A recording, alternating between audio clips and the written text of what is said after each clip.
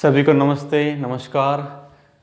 देखिए, भूगोल की श्रृंखला में आज का जो हमारा लेक्चर है वो भारत के उत्तरी मैदानी प्रदेश के बारे में है। भारत के उत्तरी मैदानी प्रदेश को हम दो तरीके से पढ़ रहे हैं। हमने जैसे लास्ट लेक्चर में डिस्कशन किया था, दो तरीके का मतलब है भारत के मैदान को हम दो वर्गीकरण पढ़ रहे हैं। एक था उसका भौगोलिक वर्गीकरण, जिसमें हमने भाबर, खादर, तराई, बांगर, जलोढ़ मैदान, डेल्टाई क्षेत्रों को देखा। अब हम उत्तरी मैदानी प्रदेश का हम दूसरा वर्गीकरण पढ़ रहे हैं, जिसका क्या नाम है, भारत के उत्तरी मैदानी प्रदेश का कौन सा वर्गीकरण, प्रादेशिक। यानी कि प्रादेशिक का मतलब है ये जो वर्गीकरण होगा वो पश्चिम से पूर्व दिशा की तरफ होगा, ठीक है ना, और मुख्यतः किन के आधार पर होगा, नदियों के आधार पर होगा। तो हम देखेंगे आज के लेक्चर में कि जो भारत का उत्तरी मैदानी प्रदेश है उसके प्रादेशिक वर्गीकरण को मतलब कौन कौन से राज्यों में बांटा गया है और कितना कितना बांटा गया है, ठीक है ना, और कितना उसका क्षेत्रफल है, इन सब डेटा के बारे में आज हम डिस्कशन करेंगे। चलिए आइए देखिएगा।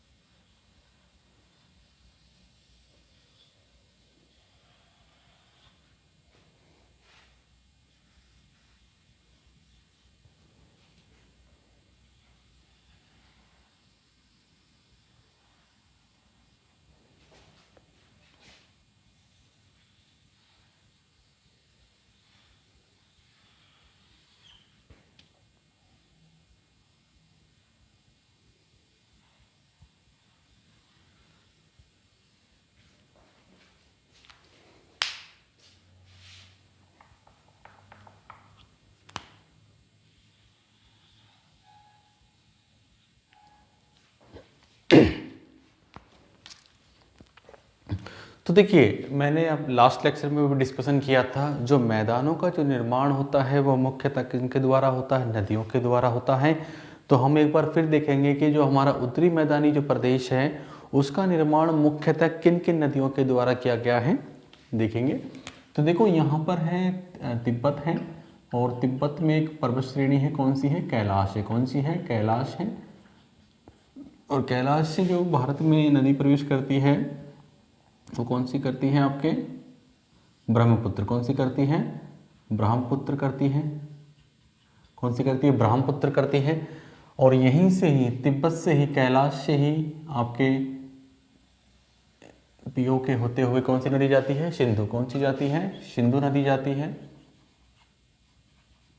सिंधु नदी जाती है, ठीक है ना। और मैंने आपको बताया था लास्ट लेक्चर में भी कि उत्तराखंड में भी एक नदी है, उत्तराखंड से भी यानी गंगोत्री से भी नदी निकलती है, जिसका क्या नाम है, गंगा। क्या नाम है, गंगा।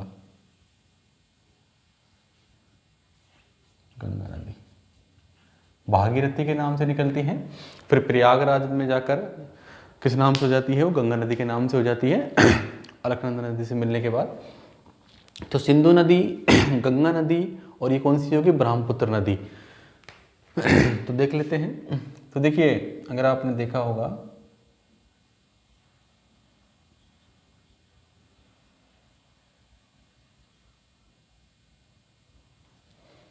ठीक है,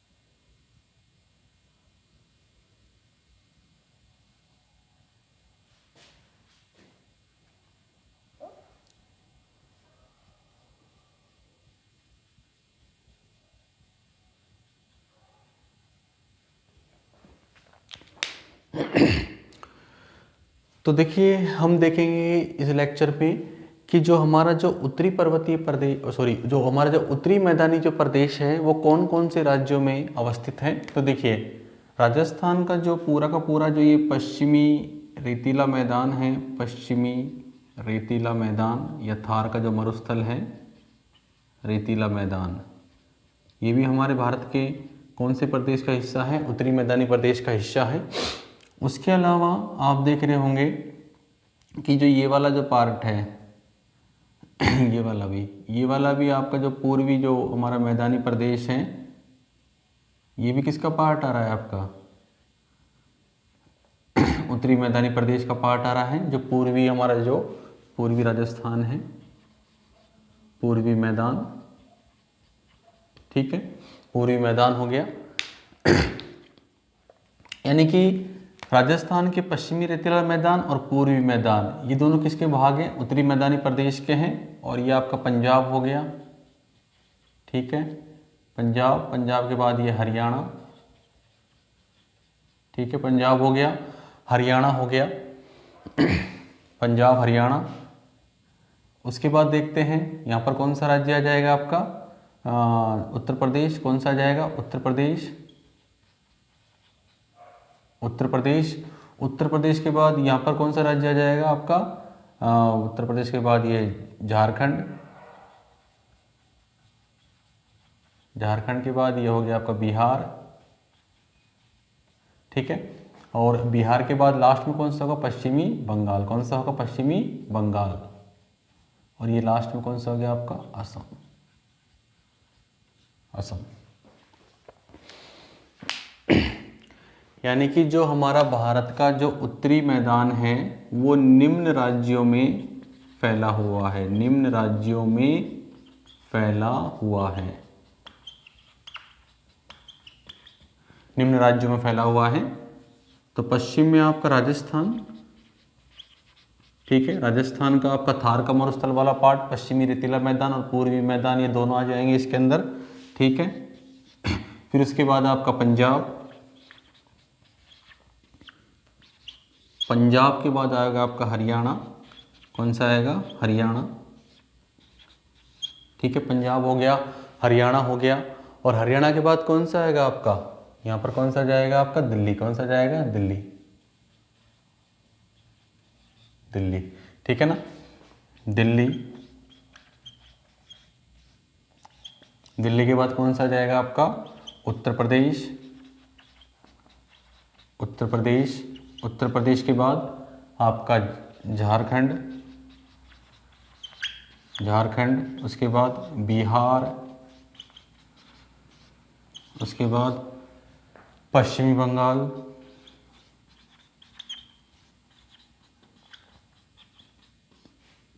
और उसके बाद लास्ट में असम। भारत का जो उत्तरी मैदानी प्रदेश है, उत्तरी मैदानी प्रदेश निम्न राज्यों में फैला हुआ है। यानी कि आपका राजस्थान यानी कि पश्चिम से शुरू करेंगे और पूर्व में कहाँ तक जाएगा, असम तक जाएगा। कहाँ तक जाएगा, असम तक जाएगा। और इस मैदानी प्रदेश को मुख्यतः 3 नदियाँ सिंधु, गंगा और ब्रह्मपुत्र के द्वारा बनाया गया है, ठीक है ना। इसलिए इस मैदान को किस नाम से जानते हैं, बताइए।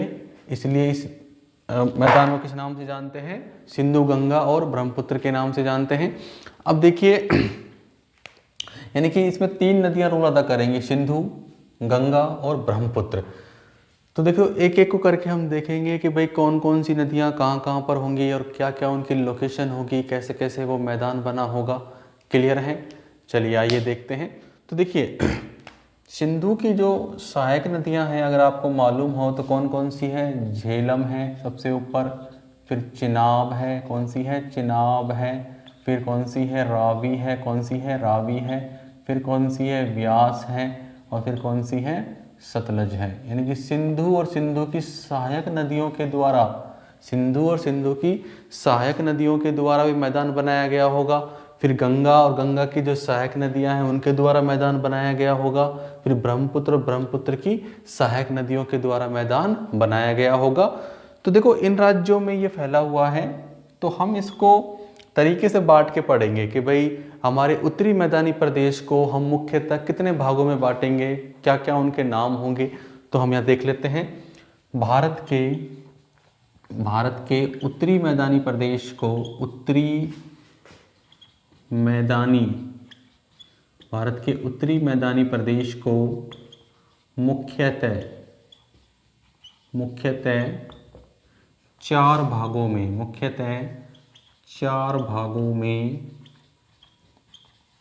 विभाजित किया गया है। चार भागों में विभाजित किया गया है। तो पहले देख लेंगे हम राजस्थान का मैदान,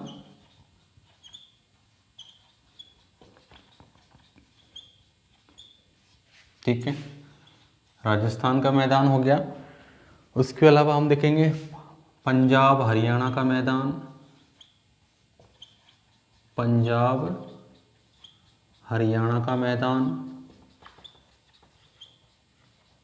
किसका मैदान? पंजाब हरियाणा का मैदान।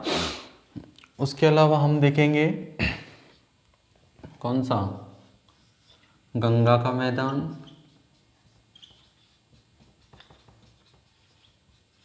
किसका मैदान? गंगा का मैदान। और चौथा हम देखेंगे किसका? ब्रह्मपुत्र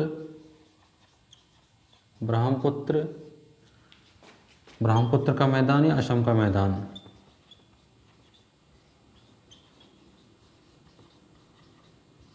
असम का मैदान, ठीक है। इन चार भागों में पढ़ेंगे। तो हम देखेंगे कि राजस्थान भी दो भागों में बटा हुआ है, पश्चिमी रेतीला मैदान है, ठीक है ना। उसके अलावा पूर्वी जो मैदान है वो भी है, ठीक है। उसके अलावा पंजाब हरियाणा का मैदान है, ठीक है। फिर गंगा का मैदान है और फिर किसका मैदान है? ब्रह्मपुत्र का मैदान है, ठीक है ना। तो एक एक के बारे में डिस्कशन करेंगे। तो देखो, अगर हमसे पूछा जाए कि हमारे जो उत्तरी मैदानी जो प्रदेश है, अगर इसकी लंबाई की बात की जाए, अगर उत्तरी मैदानी प्रदेश की कुल लंबाई की बात की जाए कि सर इसकी लंबाई कितनी है, तो देखिए पश्चिम से जो पूर्व है इसकी लंबाई कितनी है? 2400 किलोमीटर है। कितनी है? 2400 किलोमीटर है। कितनी है? 2400 किलोमीटर है पश्चिम से पूर्व, ठीक है ना। 2400 किलोमीटर है। कुछ किताबों में 3200 किलोमीटर भी देते हैं कि उत्तरी मैदानी प्रदेश की जो लंबाई है 3200 है। 3200 देखो क्यों है 3200? कहीं 2400 भी होती है और कहीं कितनी होती है? 3200 किलोमीटर भी होती है। देखो 3200 भी अपनी जगह सही है, 2400 भी अपनी जगह सही है, लेकिन दोनों में डिफरेंस क्या है? उत्तरी मैदानी, देखो इधर देख लें, ये मान के चले, इधर देखिए, इधर रफली देख लें आप।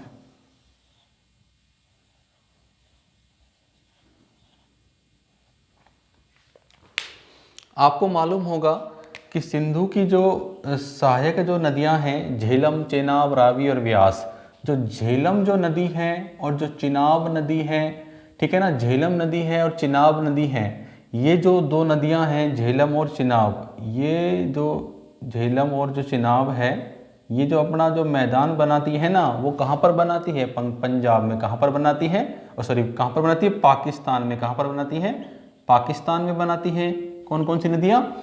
झेलम और चेनाब नदियाँ। यानी कि देश के बंटवारे के बाद इन नदियों का जो मैक्सिमम जो पार्ट है वो कहाँ जा चुका है? पाकिस्तान में जा चुका है। किनका? झेलम और चिनाब का, ठीक है ना, क्लियर है। और हमारे यहाँ कौन कौन सी नदियाँ जो मैदान बना रही हैं? रावी, व्यास और सतलज। तो ये जो पार्ट है आपका कहाँ जा चुका है? पाकिस्तान में जा चुका है। अब भाग वो पाकिस्तान में जा चुका है, यानी कि जो लंबाई है इस मैदान की जो 3200 थी वो माइनस हो गई कितनी? 800। कितनी हो गई? 800 हो गई। तो अब जो मैदान की जो लंबाई आती है वो कितनी आती है? 2400 किलोमीटर। कितनी आती है? 2400 किलोमीटर आती है भारत के मैदान की लंबाई। यानी कि कौन से मैदान की लंबाई? उत्तरी मैदान की लंबाई जो आती है ना, अब कितनी आती है? 2400। क्यों? क्योंकि जो झेलम और जो चिनाब जो मैदान जो बना रही है ना सिंधु की सहायक, वो कहाँ बना रही है? पाकिस्तान में बना रही है। इसलिए वो पार्ट कहाँ चला गया? पाकिस्तान में। तो देश के बंटवारे से पहले ये जो मैदान था वो 3 नदियों के नाम पे था, सिंधु, गंगा और ब्रह्मपुत्र के नाम पे था। लेकिन वर्तमान में जो ये जो मैदान है वो किन किन के नाम पर है?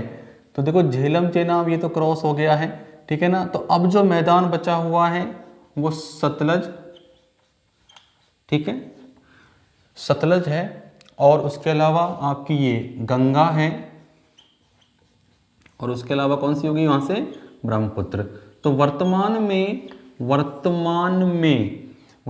में उत्तरी मैदानी प्रदेश को हम, भारत के उत्तरी मैदानी प्रदेश को हम सतलज गंगा ब्रह्मपुत्र का मैदान कहते हैं। क्यों?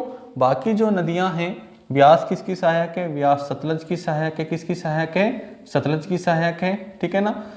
तो यानी कि ये दोनों नदियां तो किसकी सहायक हो, मतलब रावी किसकी सहायक होगी? चिनाब की सहायक होगी। किसकी सहायक होगी? चिनाब की सहायक हो गई, ठीक है ना। तो मेन नदी कौन सी बची यहाँ पर? सतलज। कौन सी बची? सतलज। तो सतलज गंगा और ब्रह्मपुत्र का मैदान कहा जाता है वर्तमान में भारत के उत्तरी मैदानी प्रदेश को। लेकिन देश के विभाजन से पहले वो किस नाम से था? सिंधु, गंगा और ब्रह्मपुत्र के नाम से था। क्लियर है? इसलिए जो लंबाई जो 3200 किलोमीटर थी, अगर आपसे पूछा जाए कि सिंधु, गंगा और ब्रह्मपुत्र के मैदान की लंबाई बताओ, सिंधु, गंगा और ब्रह्मपुत्र के मैदान की लंबाई बताओ, तो आपका आंसर होना चाहिए कितना? 3200 किलोमीटर। कितना होना चाहिए? 3200 किलोमीटर। अगर वो ये पूछता है कि वर्तमान में भारत के उत्तरी मैदानी प्रदेश का कितना लंबाई है, तो कितना होगा वर्तमान में? 2400। क्यों? क्योंकि जो सिंधु की जो सहायक है झेलम चेनाब है, इनका जो मैदान है वो कहाँ बन चुका है? अब पाकिस्तान में जा चुका है, ठीक है ना। इसलिए वो हमारा पार्ट नहीं है। तो अब वर्तमान में जो लंबाई होगी वो कितनी होगी? 2400 किलोमीटर। कितनी होगी? 2400 किलोमीटर होगी। और उसको मैदान को वर्तमान में क्या बोलेंगे? सतलज गंगा और ब्रह्मपुत्र का मैदान के नाम से बोलेंगे। क्लियर है? अब इसकी चौड़ाई वगैरह की बात कर लेते हैं कि सर इसकी जो चौड़ाई है वो कितनी है। तो देखिए चौड़ाई इसकी 480 से और 150 किलोमीटर के बीच है। यानी कि पश्चिम में जो ये मैदान है वो लगभग 480 किलोमीटर चौड़ा है, और पूर्व में जो ये मैदान है वो कितना चौड़ा है? 150 किलोमीटर चौड़ा है। अगर इसकी क्षेत्रफल की हम बात करें कि सर इसका क्षेत्रफल कितना है, तो इसका क्षेत्रफल है 7.5 लाख वर्ग किलोमीटर। कितना है? 7.5 लाख वर्ग किलोमीटर क्षेत्रफल है इसका, ठीक है। तो हम अब देखेंगे कि हमने उत्तरी मैदानी प्रदेश को 4 भागों में विभाजित किया: राजस्थान का मैदान, पंजाब हरियाणा का मैदान, गंगा का मैदान और ब्रह्मपुत्र का मैदान। तो चलिए आइए एक एक करके देखते हैं कि राजस्थान के मैदान में कौन सा पार्ट होगा, पंजाब हरियाणा के मैदान में कौन सा पार्ट होगा, कौन सी नदियां यहाँ पर रोल निभाएंगी, सबके बारे में देखेंगे। इधर देखिए, ये बना।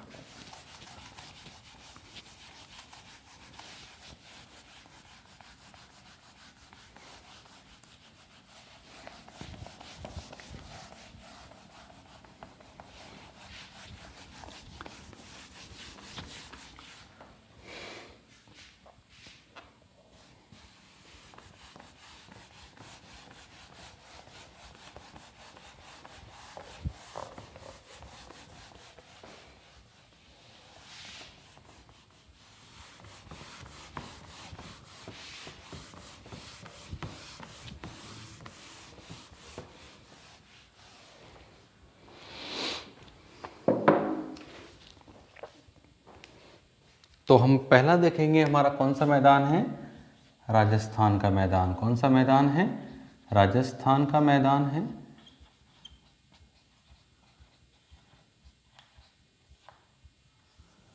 राजस्थान का मैदान। तो देखो राजस्थान का जो मैदान है, अगर हम राजस्थान के मैप ही देख लेते हैं अलग से,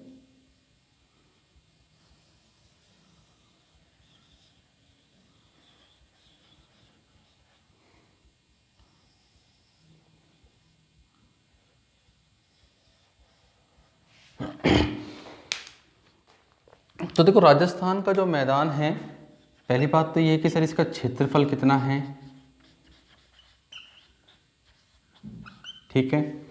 फिर हम देखेंगे कि क्षेत्रफल के अलावा इसकी लंबाई कितनी है, इसकी चौड़ाई कितनी है, ठीक है, क्षेत्रफल कितना है, लंबाई कितनी है, चौड़ाई कितनी है, सबके बारे में देखेंगे। तो देखो राजस्थान का जो मैदान है वो मुख्यतः रेत के टीलों के द्वारा बना हुआ है, रेत के टीलों के द्वारा बना हुआ है, जिसे हम रेत के टीलों के द्वारा बना हुआ है, और जिसको जो मुख्यतः क्या कहलाता है, थार का मरुस्थल कहलाता है। क्या कहलाता है, थार का मरुस्थल कहलाता है। ये क्या कहलाता है, थार का मरुस्थल कहलाता है। तो देखो थार का जो मरुस्थल है वो हम देख लेते हैं।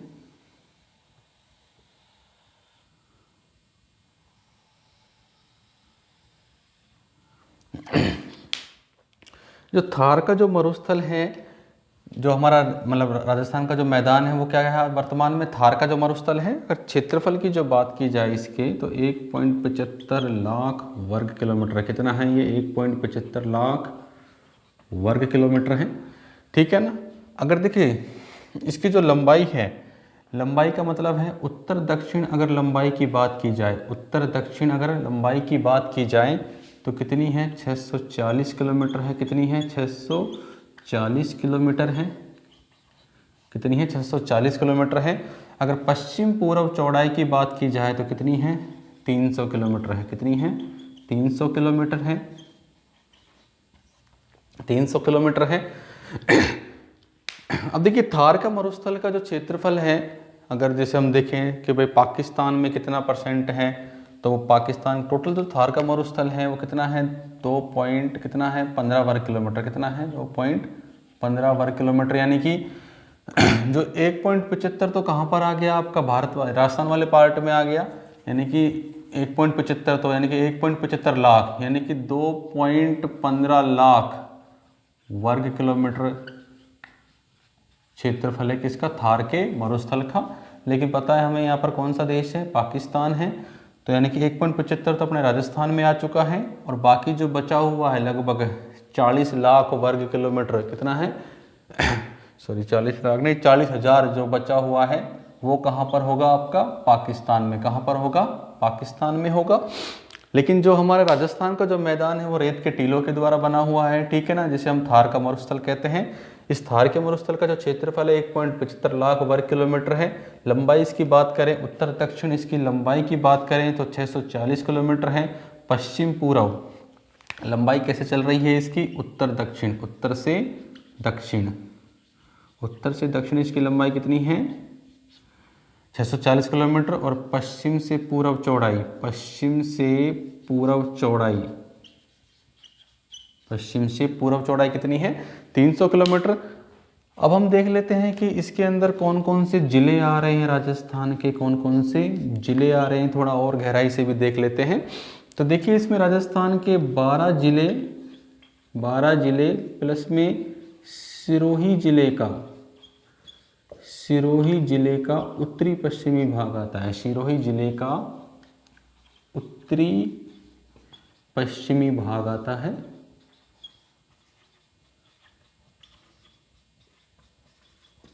ठीक है ना, यानी कि इसके अंदर 12 जिले होंगे और सिरोही जिले का उत्तरी पश्चिमी भाग होगा। तो मुख्यतः तो 12 ही जिलों में फैला हुआ है ये थार का जो मरुस्थल है, राजस्थान का जो मैदान है।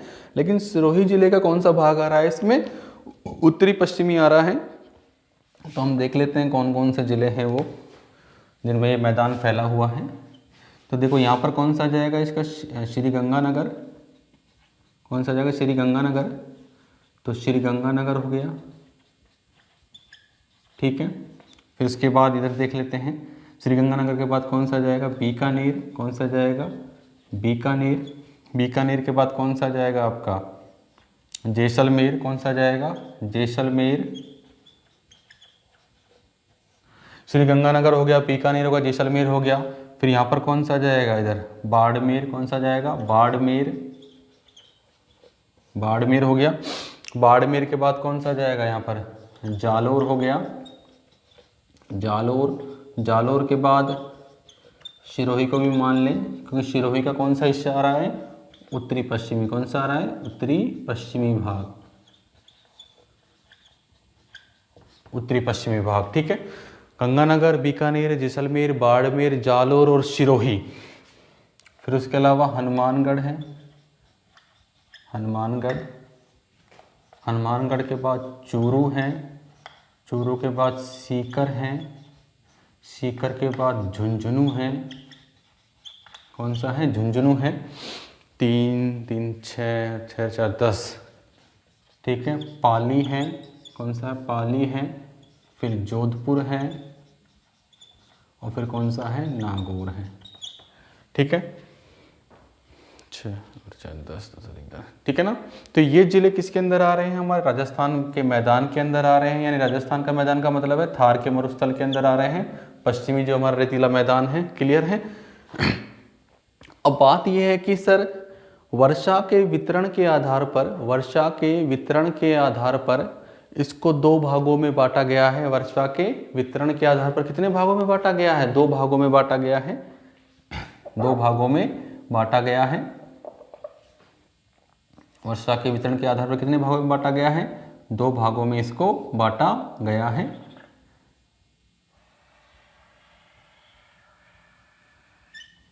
वर्षा के वितरण के आधार पर कितने भागों में बांटा गया, 2 भागों में बांटा गया है। यानी कि पश्चिमी राजस्थान के वो जिले जहाँ पर जो वर्षा है वो 25 सेंटीमीटर से कम होती है, 25 सेंटीमीटर से कम होती है, तो वो किसके अंदर आ जाएगा, आपका शुष्क प्रदेश में आ जाएगा, शुष्क मैदान में। किस मैदान में आ जाएगा, शुष्क मैदान में, यानी कि शुष्क मैदानी प्रदेश में आ जाएगा ये। तो कौन कौन से जिले होंगे यहाँ पर, श्री गंगानगर है, ठीक है, ये आपका बीकानेर हो गया। इधर देख लेते हैं, श्री गंगानगर, बीकानेर, जैसलमेर और बाड़मेर और जोधपुर का पश्चिमी भाग, जोधपुर का पश्चिमी भाग, पश्चिमी भाग श्री गंगानगर, बीकानेर, जैसलमेर और बाड़मेर और जोधपुर का पश्चिमी भाग, ये सब किसके अंदर आते हैं, शुष्क मैदानी प्रदेश में आते हैं, जहाँ पर जो वर्षा का जो स्तर होता है वो कितना होता है, 25 सेंटीमीटर से कम होता है। कितना होता है, 25 सेंटीमीटर से कम होता है। बाकी जो भी जिले बच गए हैं, जैसे जालोर है, सिरोही है, हनुमानगढ़ है, चूरू है, सीकर है, झुंझुनू है, पाली है, नागौर है और जोधपुर का कौन सा भाग, पश्चिमी भाग, ये सब किस में आएंगे, आपके अर्ध शुष्क में। किस में आएंगे, अर्ध शुष्क में, जहाँ पर जो वर्षा का जो इस अर्ध शुष्क मैदान में आएंगे, ठीक है ना, अर्ध शुष्क मैदानी प्रदेश में, जहाँ पर जो वर्षा का जो स्तर होगा वो कितना होगा, 25 से 50 सेंटीमीटर। कितना होगा, 25 से 50 सेंटीमीटर होगा। और देखिए राजस्थान के मैदान की एक मुख्य नदी है, जो कौन सी नदी है, लूनी नदी है। कौन सी है, लूनी नदी है।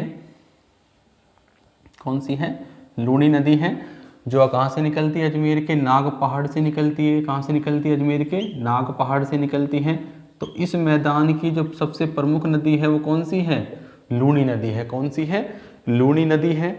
और प्राचीन काल में एक नदी और बहती थी यहाँ पर हनुमानगढ़ में, कौन सी, घग्गर नदी। कौन सी नदी, घग्गर नदी, जिसे हम मृत नदी के नाम से जानते हैं, यानी कि मृत नदी या सरस्वती नदी के नाम से। ठीक है, तो ये देखो, ये है आपका भारत के उत्तरी मैदानी प्रदेश का पहला भाग, जिसका नाम क्या है, राजस्थान का मैदान, यानी कि थार का मरुस्थल कहते हैं, चाहे पश्चिमी रेतीला मैदान। क्लियर है, जो राजस्थान के इन जिलों में ये फैला हुआ है। उसको हमने वर्षा के आधार पर भी देख लिया कि कितने भागों में बांटा हुआ है, 2 भागों में बांटा हुआ है। कौन कौन सा, शुष्क मैदान और अर्ध शुष्क मैदान। शुष्क मैदान में कौन कौन से जिले होंगे, श्रीगंगानगर, बीकानेर, जैसलमेर, बाड़मेर और जोधपुर का पश्चिमी भाग होगा। बाकी जितने भी जिले बच गए हैं वो सब किस में आ जाएंगे, अर्ध शुष्क में आ जाएंगे। और इस मैदान की 2 ही मुख्य नदियां हैं, जैसे लूनी नदी हो गई, जो आपके बाड़मेर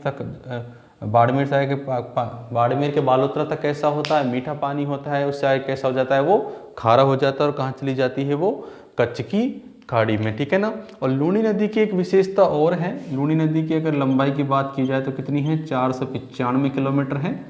लूनी जो नदी है वो कैसी नदी है, एक अंतः प्रवाह की नदी है। कैसी नदी है, अंतः प्रवाह की।